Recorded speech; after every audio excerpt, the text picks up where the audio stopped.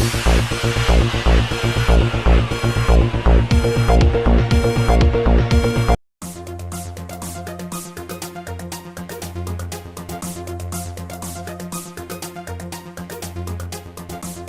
करने की चाह है तो आप सब कुछ हासिल कर सकते हैं। यह बात आज पहली बार लाला हुकमचंद जैन पार्क में सैर करने आई मिस हरियाणा पूजा एलान ने कही। सबसे पहले तो मेरी ओर से आप सभी को नमस्कार। मैं assistant professor Mrs Haryana and Mrs India face 2019 पूजा एलाहन। जैसा कि आपने पूछा सर कि मुझे यहाँ आकर कैसा लग रहा है, तो नेचर में आकर, नेचर की मतलब प्रकृति की गोद में आकर, जैसे कि मैं हिंदी की प्रोफेसर हूँ तो प्रकृति से तो मेरा शुरू से ही, बचपन से ही बहुत लगाव रहा है। अभी जैसे कि मैं अभी सिविल हॉस्पिटल के क्वार्टर्स में हम रहते थे, मेरे फादर एक फार्मासिस्ट हैं, अभी चीफ फार्मेसी ऑफिसर हैं, तो अभी मैं सारा जो वहाँ का प्रकृति का जो जिन झूले झूलते थे हम पीपल के पेड़ पर, वो मैं सब देख कर आई हूँ। तो उसके बाद यहाँ आकर के मुझे इतना अच्छा लग रहा है कि हाँसी में इतना चेंज आ गया है एक पार्क में कि सभी लोग आपस में, जैसे मैं चंडीगढ़ से हूँ तो मुझे बहुत अच्छा लग रहा है कि मुझे ऐसा नहीं लग रहा कि मैं कहीं बाहर आ गई हूँ जहाँ पर डेवलपमेंट नहीं है। तो बहुत अच्छा फील हो रहा है इस पार्क में कि सभी लोग मतलब कि एक साथ यहाँ पर घूमने आ रहे हैं, अपने सेहत के लिए, अपने स्वास्थ्य के लिए योगा कर रहे हैं और वॉकिंग कर रहे हैं, जो कि हमारे लिए आज के समय में बहुत ज़रूरी है, फिजिकल फिटनेस। हाँ जी, मैं एक बेटी की माँ भी हूँ। मेरी बेटी 9 साल की है और वो भी इसी तरीके से बहुत एक्टिव है, हर फील्ड में बहुत अच्छा उसका प्रदर्शन है। तो मैं भी चाहती हूँ कि जैसे कि बेटी बचाओ बेटी पढ़ाओ है, तो मैं भी एक मुहिम को लेकर के चल रही हूँ, बहू बचाओ बहू पढ़ाओ, क्योंकि बेटियों की कहीं ना कहीं आज के समय में माता पिता सुनवाई कर रहे हैं, लेकिन बहुओं का कहीं ना कहीं मानसिक संतुलन उस रूढ़िवादिता के कारण बदल रहा है। तो मैं चाहती हूँ वहाँ पर भी बदलाव आए। देखिए, वक्त के साथ परिवर्तन बहुत ज़रूरी है। कहीं ना कहीं हमारे समाज के जो बुजुर्ग हैं, बड़े बुजुर्ग हैं, हमारे परिवार हैं, सास ससुर हैं, मुझे लगता है वक्त के अनुसार उनको अपने मानसिक परिवर्तन लाना चाहिए, क्योंकि ज़रूरी है।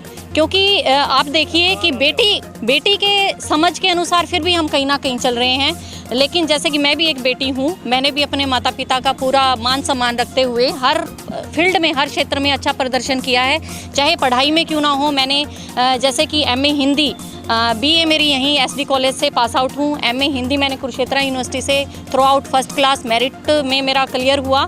उसके बाद मैंने मास कॉम से MA भी की है। आफ्टर मैरिज, कहते हैं कि शादी के बाद स्टॉप लग जाता है, लेकिन अगर आप में जिजीविषा है, कुछ करने की चाह है, आप में आत्मविश्वास है, सकारात्मकता है, पॉजिटिविटी है, तो आप सब कुछ हासिल कर सकते हैं। आफ्टर दैट मैंने अपनी MMC के बाद मैंने BEd की, उसके बाद मेरा नेट क्वालिफाई हुआ है और मैंने MPhil भी की है कुरुक्षेत्र यूनिवर्सिटी से, और आज मैं पंजाब यूनिवर्सिटी चंडीगढ़ से मैं PhD कर रही हूँ हिंदी में ही। और साथ ही मैंने अभी हाल ही में 2017 में जो HPSC का पेपर होता है वो फर्स्ट रैंक से क्वालिफाई किया है। आज मैं आदमपुर गवर्नमेंट कॉलेज में असिस्टेंट प्रोफेसर के पद पर हिंदी विभाग में कार्यरत हूँ। बचपन से एक टैलेंट होता है, जैसे मैं एक्टिविटी स्कूल है यहाँ पर, वहाँ से पास आउट हूँ, फिर मैंने SD स्कूल से पास आउट किया। अंदर ही अंदर एक टीस थी कि मुझे कुछ करना है, इस भीड़ से अलग कुछ उठना है।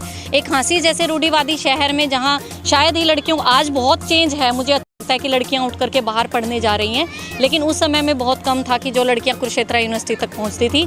तो माता पिता को मैं यही कहना चाहूँगी कि अपनी बेटियों को आगे बढ़ाएं। तो अच्छा लगता है, मैंने बहुत कोशिश की।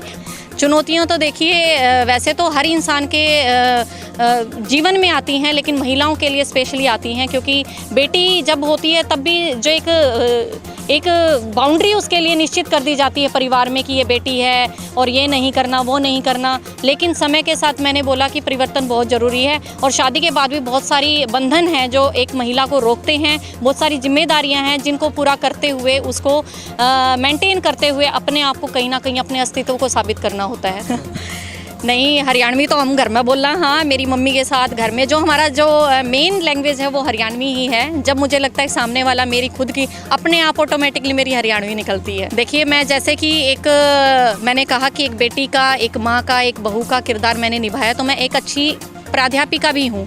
मेरे स्टूडेंट्स हैं through out first class merit में क्लियर करते हैं, उनके साथ चाहे वो मेरे एक्स स्टूडेंट रहे हों, आज भी मेरे साथ उनके इतने अच्छे संबंध हैं, एज ए शिक्षिका, as a friend, as a teacher, as a role model, as a well wisher, as a good mother कह सकते हैं। कुछ मेरी स्टूडेंट्स हैं मुझे माँ कहकर भी बोलती हैं, हालांकि मेरी उम्र बहुत कम है, लेकिन वो उनकी रिस्पेक्ट है जो मुझे अच्छा लगता है। अपने किरदार को इस तरीके से बनाइए कि लोग आपकी ओर आकर्षित हों। ऐसा नहीं है कि ब्यूटी की ओर, आपका टैलेंट है, जो आपका टैलेंट दूर दूर तक जब जाता है तब लोग आपकी ओर ज़रूर आकर्षित होंगे।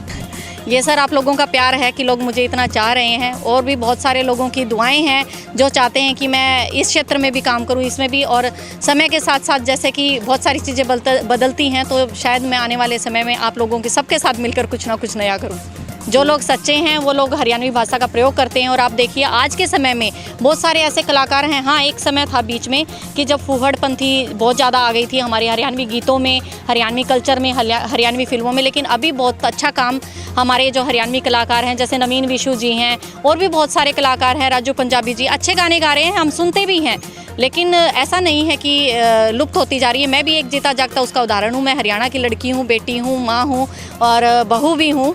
तो अभी मैंने समाज का प्रतिनिधित्व करना है, तो ऐसी कोई बात नहीं है। हाँ जी, वो तो आप सभी इसका आप सबको पता है कि कहीं ना कहीं एक हाँसी से उठी हुई एक चिंगारी जो कभी बचपन में एक भीड़ में कहीं ना कहीं लुप्त थी, लेकिन उसने अपनी एक पहचान बनाई है। सर आप लोगों का आशीर्वाद है, दुआएं हैं, मेरे में जोश है, आप लोगों का साथ चाहिए, आप लोग मुझे सपोर्ट कीजिएगा। आने वाले समय में बहुत अच्छे जो प्रोजेक्ट्स हैं, काम हैं, मैं आप सबके साथ मिलकर करूँगी। लॉकडाउन में मैंने खुद को तराशा, मैंने अच्छी सकारात्मक पॉजिटिविटी की बुक्स पढ़ी, खुद से प्रेरित हुई। कहते हैं इंसान को सबसे अधिक प्यार खुद से होना चाहिए, क्योंकि जब तक आप खुद से प्यार नहीं करेंगे आप समाज को कुछ भी नहीं दे सकते हैं।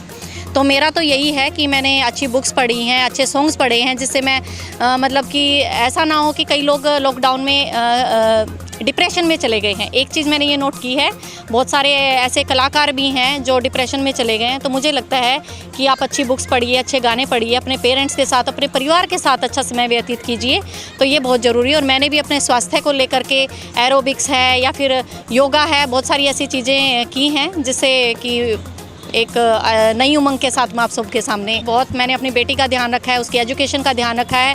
जैसे कि ऑनलाइन क्लासेस अभी चल रही हैं, उस पर भी मैं पर्टिकुलर उसके साथ रहती हूँ और पूरा ध्यान रखती हूँ कि बच्चा क्या पढ़ाई कर रहा है, मोबाइल्स पर क्या देख रहा है, क्या नहीं देख रहा। क्योंकि पेरेंट्स का एक ये फ़र्ज़ बनता है कि मोबाइल बच्चे के हाथ में आज के समय में ऑनलाइन की क्लास के बहाने एक बहाना है, लैपटॉप बच्चे के पास है कि कोई उठपटांग चीज़ें, जैसे कि आज के समय में बच्चे बहुत कुछ सोशल मीडिया पर अवेलेबल है, तो उस समय का भी ध्यान रखना चाहिए माता पिता। बच्चों को यही संदेश दूंगी कि विश्वास सबसे ज़रूरी है। एक बार विश्वास टूट जाता है माँ बाप का तो कभी नहीं जुड़ता।